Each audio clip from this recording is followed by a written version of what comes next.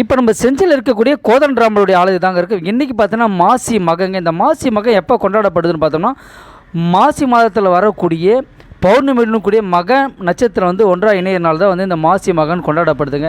இந்த மாசி மகம் பார்த்தோன்னா வந்து வருண பகவானுடைய தோஷத்தை போக்கிய சிவபெருமான் வந்து நீர்நிலைகளை வந்து இன்னைக்கு ஏற்படுத்தினார். அந்த நாள் தாங்க இந்த நாளாகவும் சொல்லப்படுகிறது. அம்பிகை பார்த்தோன்னா தாட்சாணி தேவியாக இருக்கக்கூடிய அம்பிகை வந்து இன்றைக்கி பார்வதி தேவி அவதரித்த நாள்னு சொல்லப்படுதுங்க. இந்த மாசி மகத்தன்று பார்த்தோன்னா நம்ம வந்து முன்னோர்களுக்கு வந்து இன்றைக்கி வந்து திதிகள் செஞ்சோம்னா மிகவும் சிறப்பாக இருக்குன்னு சொல்லிட்டு இந்த நாள் கொண்டாடப்படுதுங்க.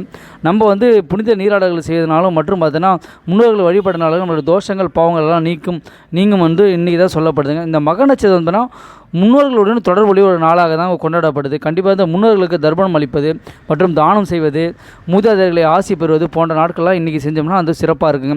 அதனால தான் வந்து இன்றைக்கி வந்து நம்ம கோதண்டராமருடைய ஆலயத்தில் வந்து மிக சிறப்பான ஒரு அலங்கார சாமிகளை செஞ்சு வணங்கிட்டு போகிறாங்க. இங்கே வரக்கூடியவங்க எல்லாமே பார்த்தா இங்கே இருக்கக்கூடிய ஆற்றில் வந்து அவங்க மூதாதையர்களுக்கு வந்து தர்ப்பணம் கொடுத்து விட்டு அப்படியே வந்து சாமி இங்கே வணங்கிட்டு போயிட்டுருக்காங்க. இன்றைக்கி வந்து இந்த ஆற்றங்கரையில் புனித நீராடும் போது நம்மளுடைய பாவங்கள் நீங்கும்.